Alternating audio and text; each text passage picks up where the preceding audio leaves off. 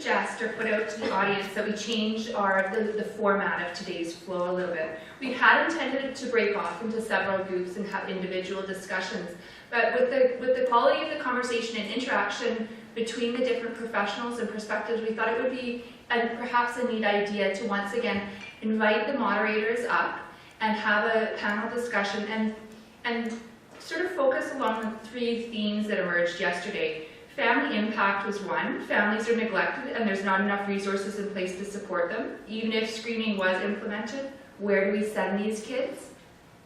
Communication and goal setting. This is important not only amongst healthcare providers and families, but also in formulating a communication strategy that can raise awareness within the public. And the third theme that emerged was professional and community awareness. We'll first look at functional awareness or functional assessments, and then take the opportunity to reconvene the panel. So without much ado, we had discussed yesterday that one of my team members interviewed various service institutions and parent advocacy groups, and out of these developed her questions and asked them 15 parents? 15 people, and the conclusion is this very simplistic slide, and we love to be minimalistic and reduced and focused. Family impact, united communication, goal setting, and professional awareness are the key points, and this is what Kerstin briefly presented, the family impact.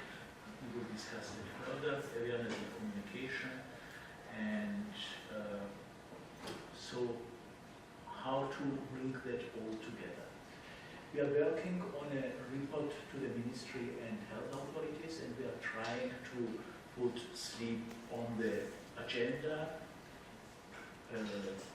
and suggesting that it should be seen as a health priority, prevention of sleep disorders, but basically, we are trying to demedicalize, we discussed it yesterday, and speak about sleep, healthy sleep habits, and connect it with various prevention campaigns and ongoing activities in the province.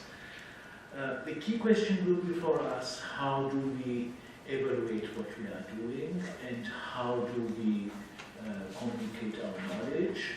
And the traditional way of doing things is actually whether we do it top-down or bottom-up. It's a kind of very complex concept. And what we decided, given the financial restrictions, and also when I look around, at least 2 people are texting, so using modern technology and developing an app. I'm going to present you briefly this app and how it can be used, how it should be used. Briefly, the introduction, why we came up with the concept of app. Yesterday in Karen's Bride's talk, you heard that sleep disorder breathing was focused for many years, and she explained also the historical background. Pediatric sleep research was very much shaped by sudden infant death research. So everywhere in Europe and the US, sleep labs, neonatal sleep labs were developed, and people were focusing on the breathing of neonates, and there was lots of knowledge gained and communicated, and it was obvious that difficulty breathing, apnea, hypopnea might have some sequela, and for many years we have done research. Actually, I don't have my favorite slide. I think the first sleep researcher was Charles Dickens. In his Pickwickian papers, he describes Joe the fat boy, who, and that's 175 years ago. It is not projected. Okay, I see. Thank you. And I don't know what to do. And I'm a man, I can't multitask, so I'm now confused what to do. I think this comment solves the problem. As you see, Kerstin solved it. Okay. And I don't need to. Okay.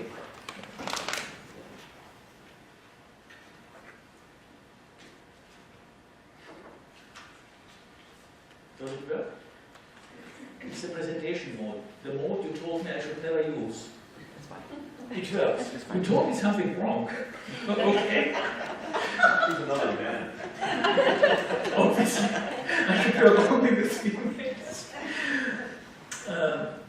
So Charles Dickens described the way this boy behaves and the way the observers perceive him. And he describes the pain, emotional pain this boy has. And when you see, and I would really recommend you search for Big Pig in Papers, there's a wonderful BBC production of that. And look at it, just in order to see what sleep disordered breathing meant for him.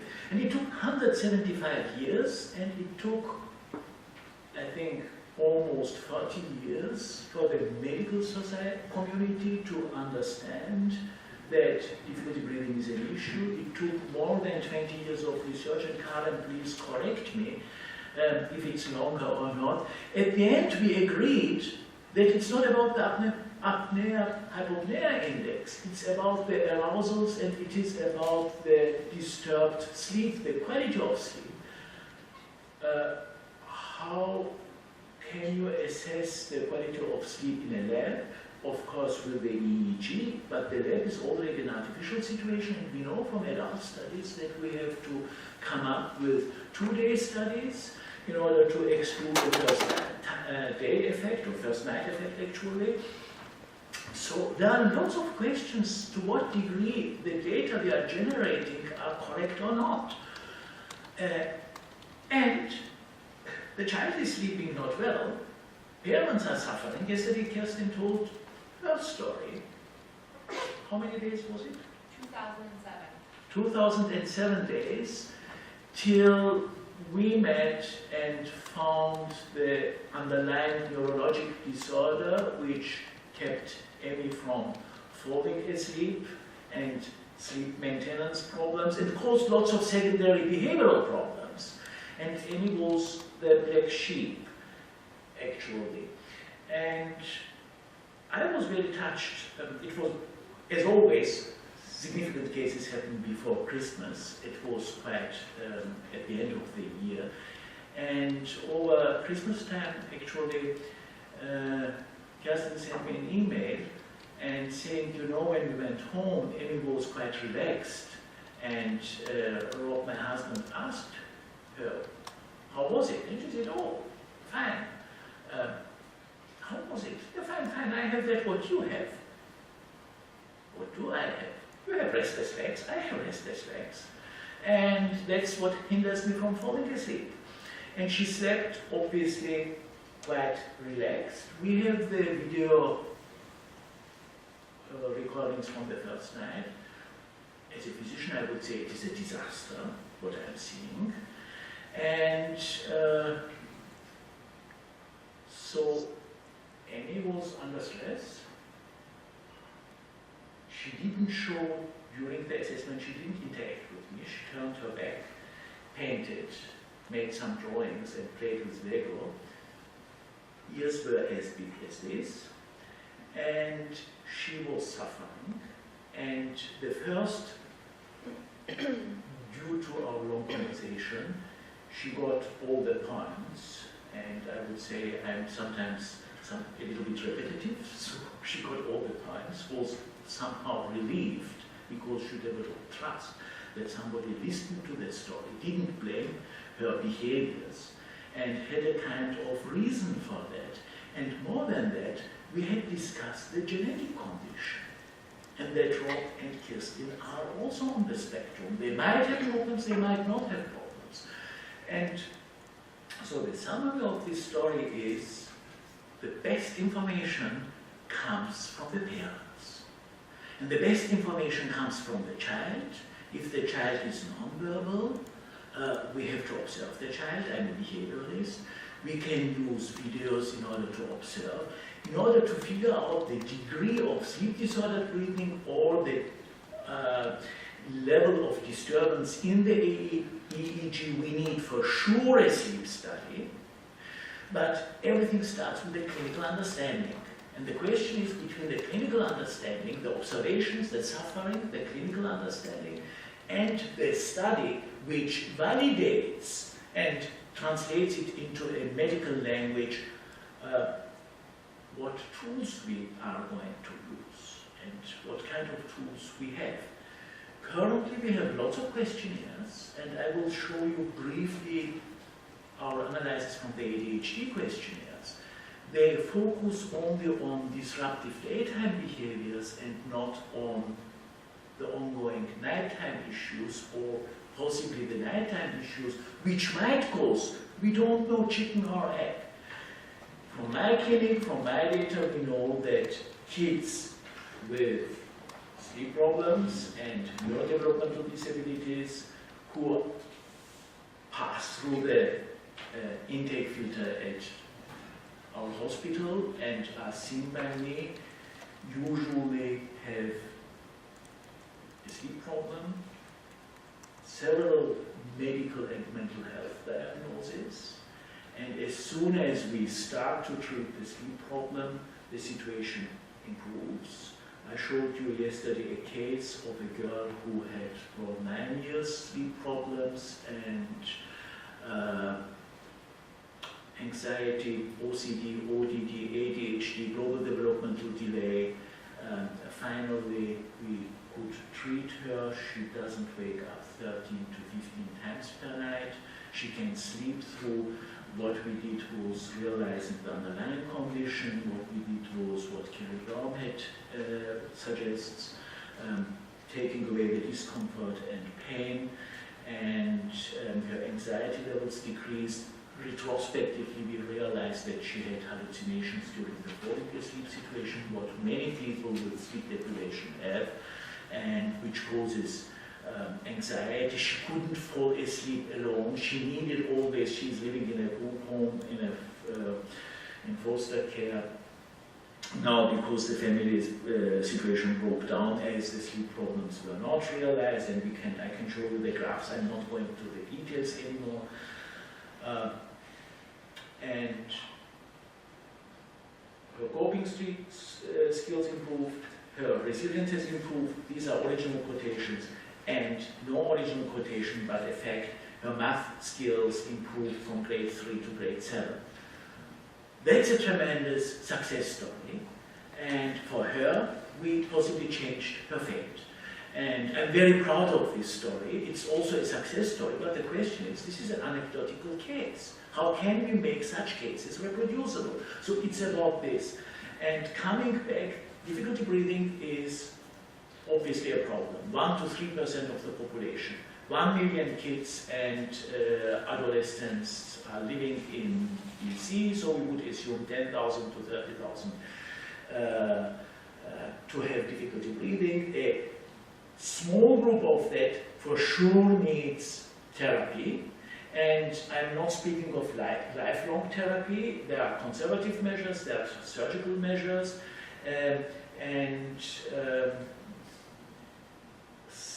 surgical is obviously not for transient solutions, but some conservative measures are for transient solutions. And I was telling before coming into the room that the daughter of one of my previous co-workers at the age of 13 with obesity who couldn't lose weight, and she was sent to various weight loss programs, developed depression and was quite oppositional, and at some point picked up the first CPAP device of her father and started therapying herself. This is a fact. And her mood improved, and she began to lose weight, and blah, blah, blah. Things began to develop positively. So kids are starting with self-medication. That's a positive self-medication. Other kids who are not treated for their pain and discomfort issues discover self-medication at a different age. And so confronted with this big picture, we believe we have, first of all, demedicalized medicine, demedicalized, not medicine, but sleep medicine, and develop a shared language. And we have to agree what the most common problems are in order to know how to deal with them. The concept of the app is based on that. I'm now skipping. These are typical medication strategies. We start medicating without an assessment. This is a 4-year-old girl with neurodevelopmental disability, ADHD developmental delay, and you see 2 years, 7 months melatonin, then 2 months later clonidine, 4 months later trazodone, which is a second generation antipsychotics, and obviously she develops as a side effect what Bruce Carton said, quite ADHD-like behaviors. So she's treated with Ritalin. It's immediately stopped, and that means she reacted really badly on this medication. And we again have realized that some of these kids, when they show behavioral adverse drug reactions, develop a clinical picture which is known in neurology as akathisia, and which means restless drivenness. You can Google it, and as everybody who Googles, you will go to Wikipedia and read what it means, and you will realize how dramatic the presentation is. Again, this is a retrospective diagnosis we are making. I have kids who, after getting the medications, develop a tremendous restlessness and are running around, and these are all qualitative studies. You get them only when you hear to the parents, and for many, many hours, and they are described as being on the ceiling, etc. And then one of these kids, I recall, fell asleep in the garage, thank you, and slept for 36 hours and didn't remember what was happening. So I think they are tremendously stressed, and I'm not saying that this child had this presentation, but obviously didn't. We had a behavioral adverse drug reaction. Dr. Bruce Carlton, the director of the National Pharma Surveillance Program, presented today and yesterday in a longer clip.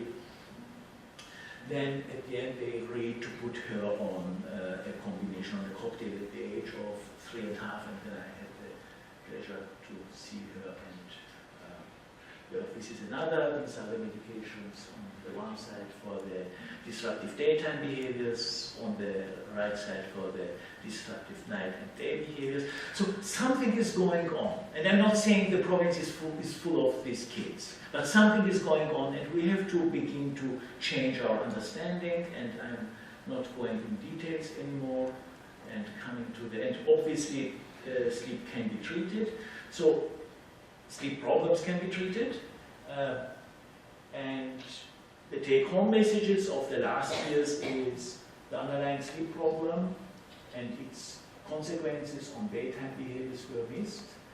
Disruptive sleep-wake behaviors were and are treated quite often with inappropriate medications, causing emergency situations, and what emergency situations are was explained by I explained it. Now, this is the reason why current ADHD diagnosis, without including disturbed sleep behaviors, are inappropriate. This is a strong statement, and I have to justify what I'm saying. You see the tools we are using for testing the kids on the y-axis. You see in the yellow boxes the behavioral sleep problems, excessive daytime sleepiness, Willis-Ekman disease, and sleep disordered breathing. These are well-known and described clinical entities. There are certain questions in the ADHD questionnaires which resemble and which lead to these well-described entities. The most exciting part is that for diagnosis we use various tools. Some of the tools have 0-0 questions, and here one question which resembles possibly with Ekbom disease or restless leg syndrome, and 0 for sleep disorder breathing, and there are others like the SNAP-4 which have more questions. So depending on the tool, you might get to the same result, but the validity is not given if you don't include sleep disorders. So the sleep questionnaires, and Karen, please correct me, which have been validated, focus on entities. So in order to exclude a sleep disorder, you have to use several tools, that's the first thing, but there are no tools which have been developed for kids with neurodevelopmental disabilities. And again, we have here to step back and listen to the story. Now, time is an issue. Doctors don't have the time, and parents have the story. So how are we collecting information? And now I'm coming to a very simple concept which has not been created by us, but by other smarter people, Julie Owens, one of our mentors of the discussion. And the way we are using it is very much a Vancouver style way, and has been communicated, of course, with Julie Owens. We are asking parents about 5 domains. It's about, we are speaking now about sleep and wake behavior, so we are asking about sleep-wake behaviors and the transitions. Bedtime is a typical transition situation. Excessive daytime behaviors is daytime. Awakenings during the night is sleep. Regularity and sleep duration is the framework, and a little bit more questions about sleep disorder breathing. Now, how do you ask parents? You ask them to tell what they associate as a best case and worst case scenario. And that gives us the possibility to understand the dimension of the problem, and of course how often this happens. It is still somehow abstract if we don't ask for the well-being, and to what degree this parents' body affects daytime behavior, sleep, whatever, their well-being. So we have to ground it. And the key question is what we discussed early in the morning at the entrance.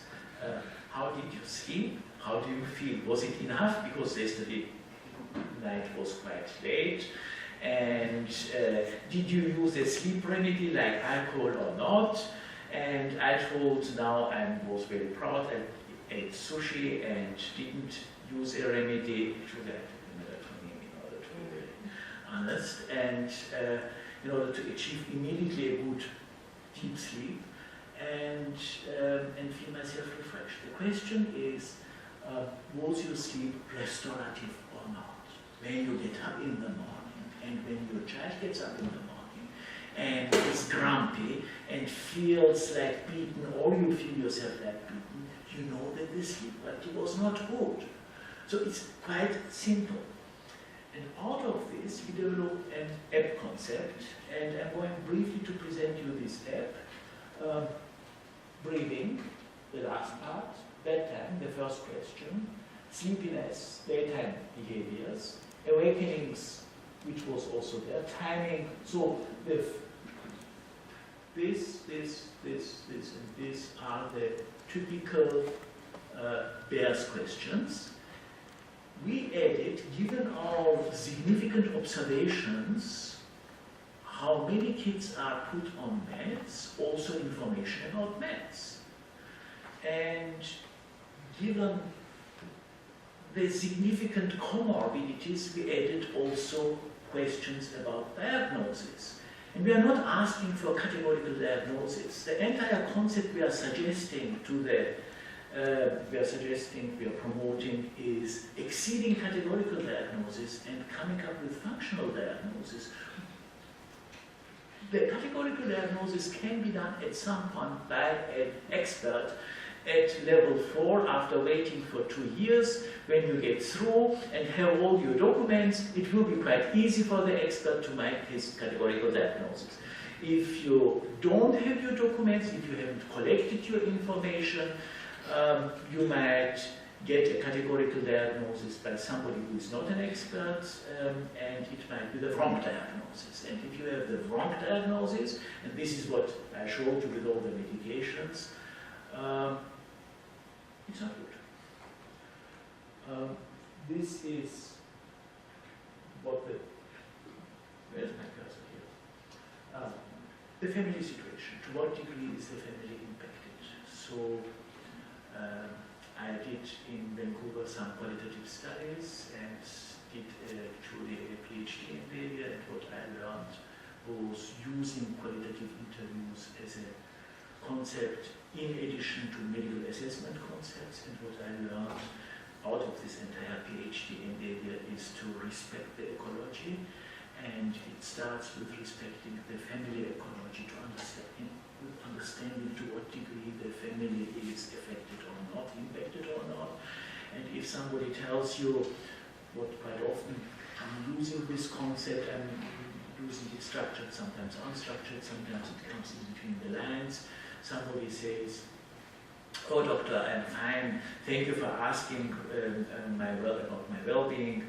I'm functioning like a clock because I have depression and taking medications. Then you know that this person might need more resources for getting stabilized and developing a sustainable system for her than somebody who says, oh, it is terrible, but fortunately I have an extended family and my husband shares with me, and the situation is, you know, that they have the abilities to regenerate themselves possibly easier than somebody who works like a clock and doesn't have anybody. So it's about also how we allocate resources and how we advocate for resources. This is the big concept. Now I would like to show you very briefly out of that what is an app. When something pops up, which is answered with yes, you go to the medications on one side, you don't see it here now. What we are going to develop is further is a sleep log app, which you can fill out and gives us an idea how the situation is over a period of time, information you get on your cell phone and you send back, and so making an electronic communication out of that. And that's now I'm coming to the app concept. You give your number in, of course, data are encrypted. It's the Bears app. Uses tools like tapping, scrolling, sliding, and turning the thumb. These are the tools with which it works, and what to expect. Please fill out these questions to help your health professional get to know you. Some of the questions might be personal. Afterwards, you and your health professional will have a talk about your health and well-being.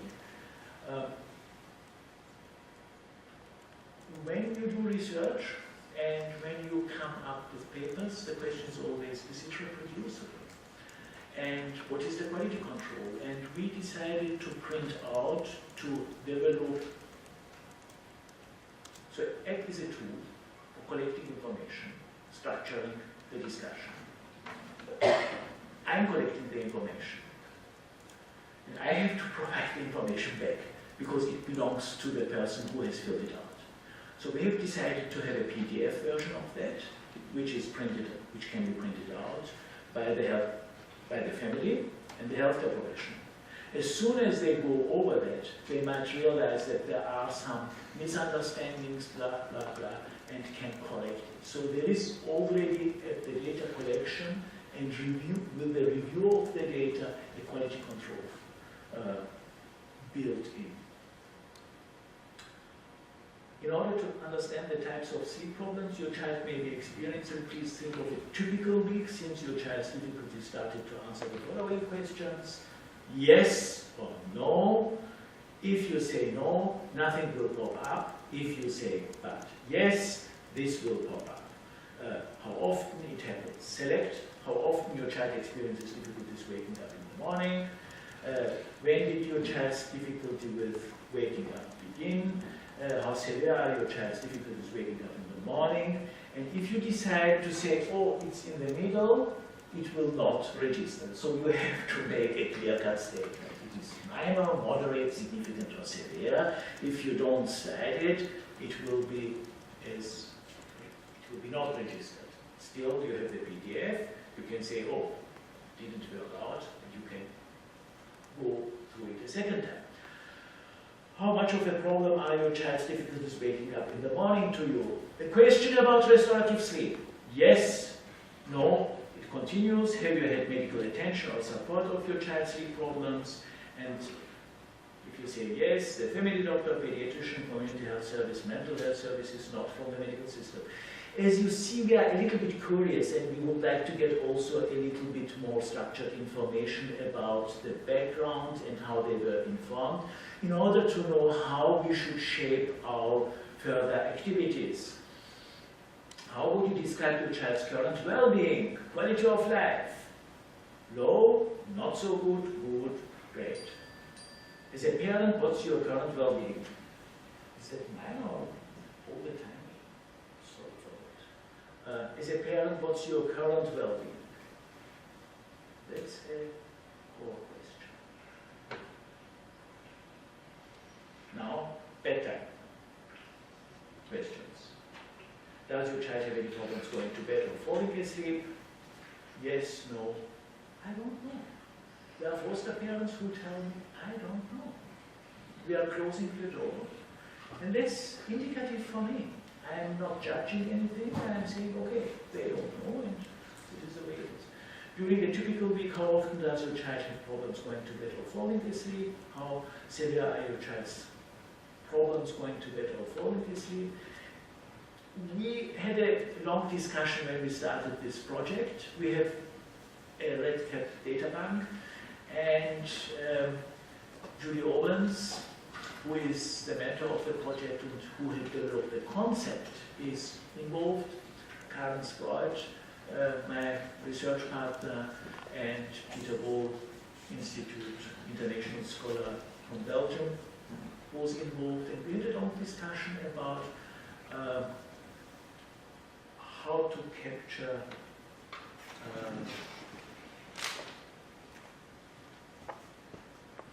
the data in a, I would say, not only in a significant way, how to deal with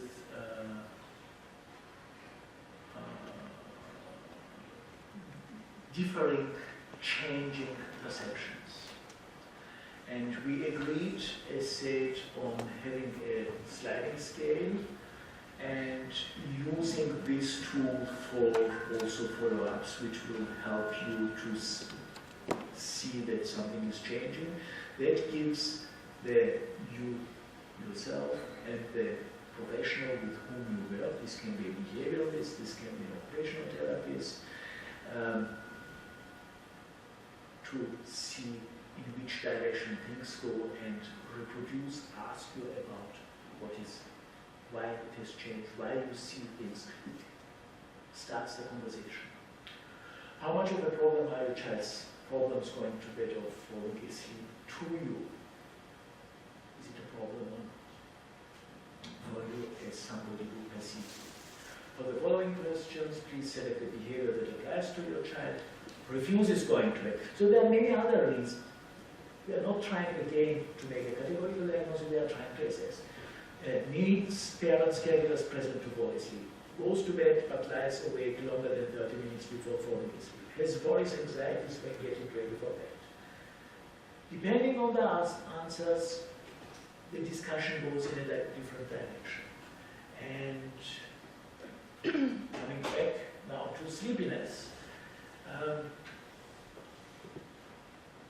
Sleepy or tired over the day, or next was asleep during boring activities such as car ride.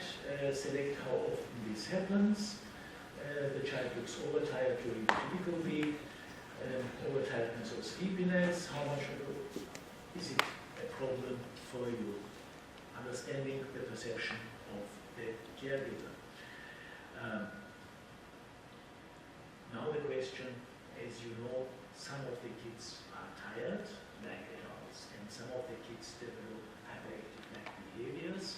They develop driven behaviors, and well, the time being, got your child affected by hyperactivity before bedtime. So we are asking these questions.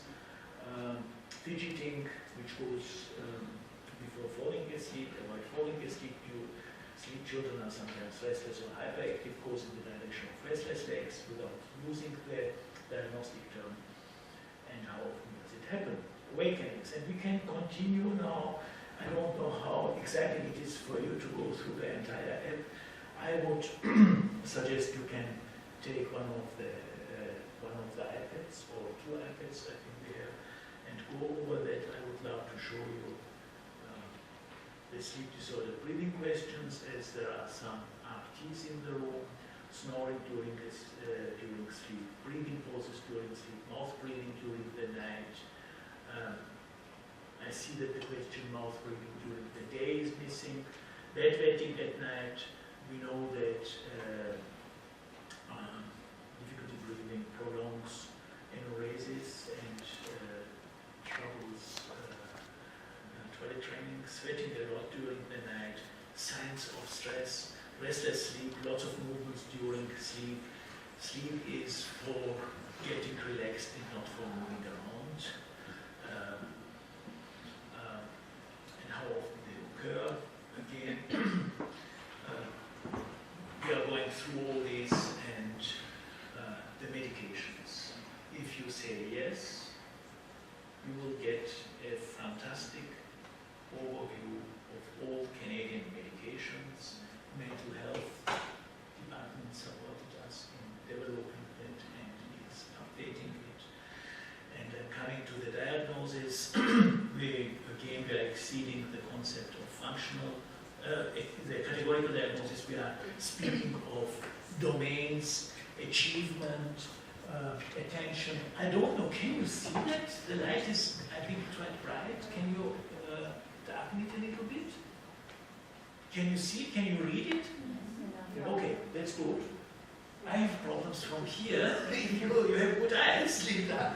So achievements, attention, executive functioning, and it explains what executive functioning is. Karen explained it yesterday, and we are explaining also on our app, poor judgment and information processing. Memory, poor short-term memory, inconsistent memory, and knowledge base. Gross motor skills, delayed motor skills, social communications, inability to read non-verbal or social cues. If you are sleep deprived, and I'm now exceeding all diagnoses, ASD, brain injury, blah, blah, blah, are you able to read social cues? Possibly not always. Possibly you also feel quite quickly offended because you are emotionally more unstable. So it's about getting an idea of adaptive behaviors, impulsive control, poor anger management, stubbornness, cognition, language, fine motor skills, sensory problems. Now, and it continues with mood disorders, anxiety disorders, and the question is, have one or more of the mental health diagnoses listed below being given to your child? If yes, please. And reactive attachment disorder, attention deficit disorder, and which mood disorder has been diagnosed. Depression, bipolar, we would like to know more, as you say. See, we are a little bit curious, but we think this is a fantastic tool. We are working on structuring the discussion. We are trying to communicate information and collect information. We are providing our partner from whom we get the information with a printout, and that's the price. We would like to know a little bit more. In order to design services and treatment plans that are a good fit with your family's needs, please answer the following questions by selecting all that apply. So, when